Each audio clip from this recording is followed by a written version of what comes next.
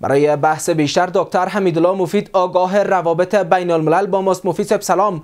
تنها 2 روز دیگر تا دور بعدی مذاکرات میان افغانستان و پاکستان باقی مانده، در حالی که اسلام آباد فشارهای سنگین بر مهاجران افغان وارد کرده. انتظارها از این دور مذاکرات چیست و چرا پاکستان موضوع مهاجران را سیاسی میسازه؟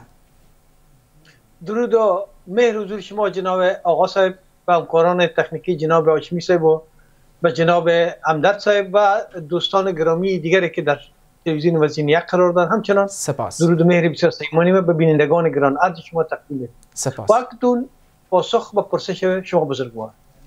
توجه کنید، ما در 2 بعد فکری قرار داریم. در پاکستان یک نوع هرج و مرج فکری و سیاسی متاسفانه حاکم است.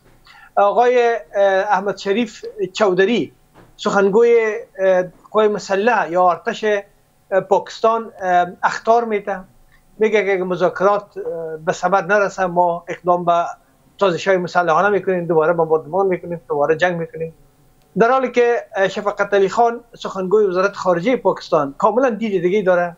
او امیدوار است که اعلان میکنه و روزنامه جنگ هم گفته که امیدوار هستیم که مذاکرات نتیجه بده. ما با مذاکرات ایمان داریم، آرزومند هستیم که هیئت‌های دو طرف که پیشنهاد شود شاید هم به شرط این بار به تاریخ 6 ماه نوامبر دایر میشه در استانبول، دوباره تحت نظر 2 وزیر دفاع 2 کشور باشه.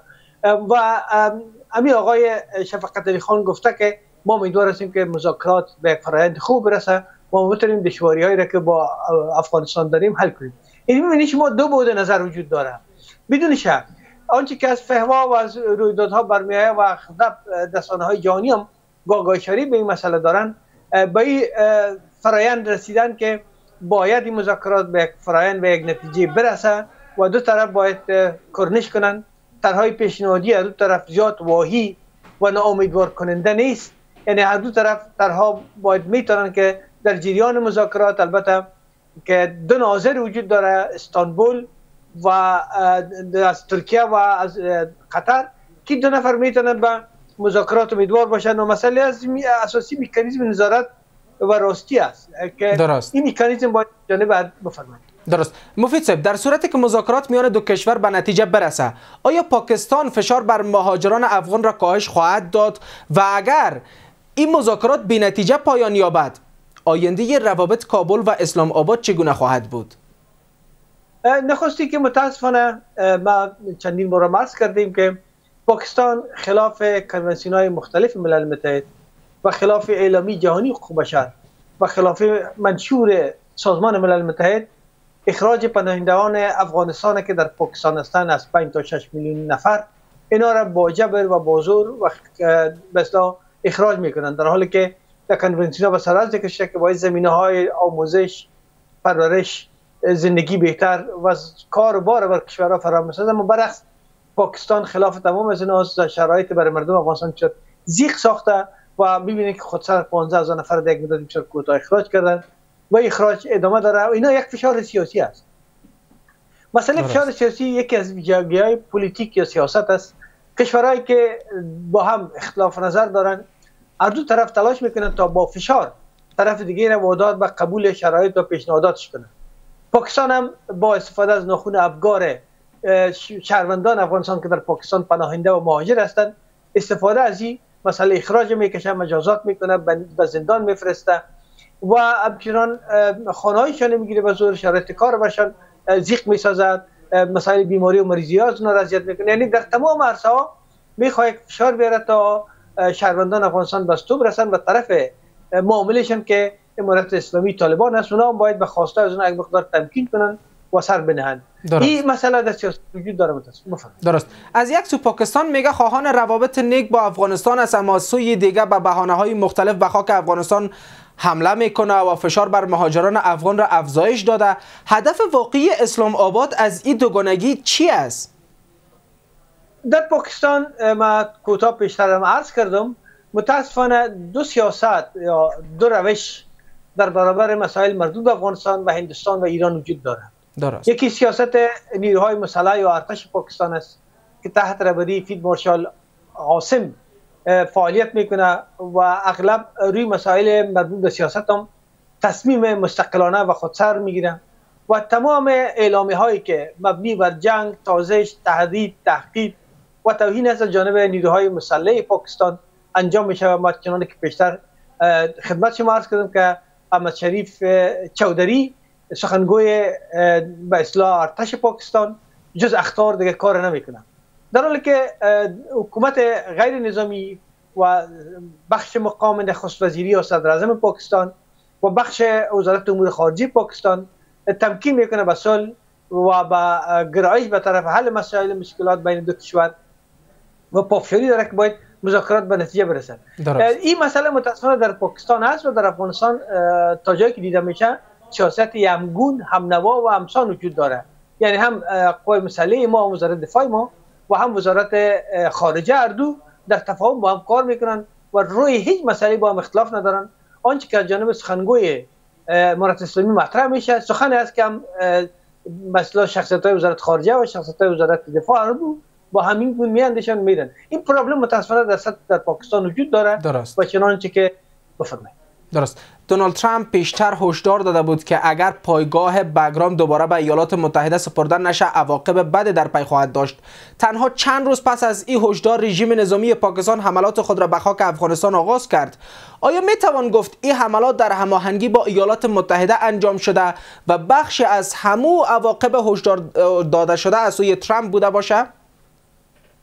بخش از رسانه‌ها به ویژه رسانه‌های غربی گاهی مانند شما همین مسئله را مطرح میکنن که درست در دورانی که آقای ترامپ پیش از او که اخطار بده بعد از او که اخطار داد ملاقات محرمانه با فیلد مارشال عاصم ملک به اصطلاح مسئول بخش آیسای پاکستان داشت که یک فیلد مارشال است و لویدرسیس، این آدم باش ملاقات داشت و در جریان ملاقات گویا مسائل مربوط به امنیت میدان هوایی بگرام و واگذاری از او به پاکستان مطرح شده و ابی آقای عاصم ملک به اسلام متعهد شده که گویا میتونه که زمینه ها را در طور فراهم بسازد تا با تهدید نظامی افغانستان وادار به واگذاری میدان هوایی بگرام به امریکا شود. اما یک نگاه است، نگاه دومی وجود داره که متاسفانه از مدت زیادی به این طرف رسانه ها و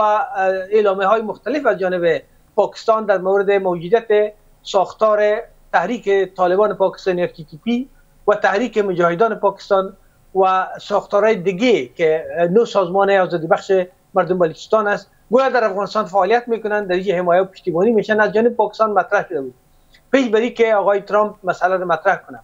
اما این دشواری ها از مدت 2-3 سال به این طرف ادامه داره. تقریبا حدود 80,000 نفر تا حال در پاکستان به اثر انتحارات و جدال هایی که از جانب TTP در داخل پاکستان و به ویژه مناطق پشتونشین انجام شده وجود داشته، یعنی بار بار این مسائل مطرح شده. آدم میتونه فقط یک بخش زیر وابسته بدانه به گفتاورد یا آنچه را که آقای ترامپ گفتن که باید میدان هوایی یک نگذارن، ما مجازاتشان میکنیم. شاید چنان پنداشته شد که تمام از این مسائل برمیگرده با سخن آقای ترامپ که گویا این مجازاتی است که ارتش پاکستان انجام میده، هنوز خود امریکا نامده. ولی خب یک مسئله وجود داره که هنوز هم از مدت تقریبا 4 سالی که در افغانستان حاکمیت تغییر خورده، پهپادها یا درونها یا طیارات بی‌سرنشین امریکایی از قطر و از پاکستان متواتر داخل افغانستان می کنترل میکنن، میبینن و همچنان درونها یا پهپادهای پاکستانی عملیات میکنن، جنگا را دامن زدن، کشتارها شده و چنان که شما شاهد هستین که پارسال و پارسال 2-3 عملیات نظامی از جانب پهپادهای امریکایی در افغانستان انجام شد که از ظواهری هم در نتایج ازمی دخالت‌ها کشته شد، یعنی از جانب امریکا. این مسائل وجود داره. درست. یعنی هنوز هم بفرمایید. بسیار زیاد پوزش میخوایم مفید صاحب که حرفای شما را قطع کردم. بسیار کوتاه اگر پاسخ بدین. 25مین روز از بسته ماندن گذرگاه‌های جنوب شرقی میگذره. ادامه بسته بودن این مرزها چه زیانهای اقتصادی و انسانی بر هر دو کشور وارد خواهد کرد؟ با درد دریغ ببینین مرزها برای خروج شهروندان افغانستان که در پاکستان به حیث مهاجر و پناهنده هستند باز است، اما در برابر تجارت که یک عنصر یا الیمنت اساسی اقتصادی هر دو کشور تشکیل میده و هنوز باز نشده. دلیل اصلی از این نوع فشار است که پاکستان میخواد با زور و با فشار که شما توجه کنید که بخش بزرگ از مال تجاری افغانستان از طریق بندر کراچی و یا داخل خود پاکستان و تا هندوستان از طریق بندر کراچی و چمن میره و پاکستان با پافشاری که داره این اینا را ریشه بند ساخته. البته همچنان برای تجار و سرمایه‌گذارای خود پاکستان هم خساره میرسه. ارزیابی که پیش‌مه صورت گرفته بر اساس معاملات تجارتی که ما سالانه تقریبا نزدیک به 2.6 میلیارد با پاکستان داریم، روزانه تقریبا حدود 5 تا 6 میلیون دلار برای سرمایه‌گذاران و تجار و منابع دولتی افغانستان که تجارت انجام میده ضرر میرسانه. سپاس. و در 17 روز متاسفانه ضرر است. خواهش می‌کنم. سپاس از حضورتان در برنامه دکتر حمیدالله مفید، آگاه روابط بین الملل.